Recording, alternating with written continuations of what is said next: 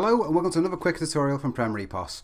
This is literally a nice little quick one just to show you how to upload any lists you might have within your system into the stock editor, because you might want to see or update any of those fields via the stock editor themselves.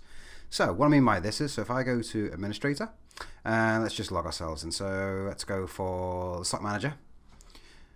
Now the area I'm talking about is this section here. So what's really handy is what you can do is in any of your special offers or any replenishment orders or any of your actual label lists, you can actually load those lists directly into your stock editor, so you can play around with them, or there might be certain things you might want to see about them that don't get displayed in the replenishment or special offer feature.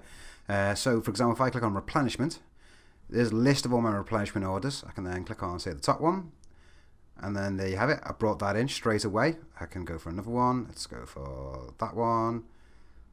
And there you have it. So it's literally pulled that full replan order straight into my stock editor, because again, it might be certain things that the stock editor shows that the replenishment order system doesn't. So that way you can actually see it all in one big list, or you can do some mass updates on it. Say you wanted to change all your mins and maxes for this particular one on bulk, which you can do via the stock editor, but not via the replenishment section.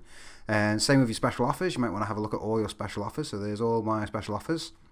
I might want to be able to see all the items within this particular offer. Press accept on that one, and there you go. There's all my items linked to that particular special offer. I might want to just change those prices on the fly instead of having to search for them, all of them individually and cross-reference them.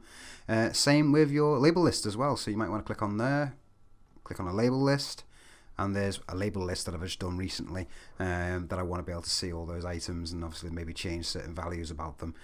So like I said, it's just a little quick video just to show some of the interesting things you can do to make the stock editor a lot more useful to you, so you're not having to constantly cross-reference between different sections of the software like replenishment or special offers or your label lists.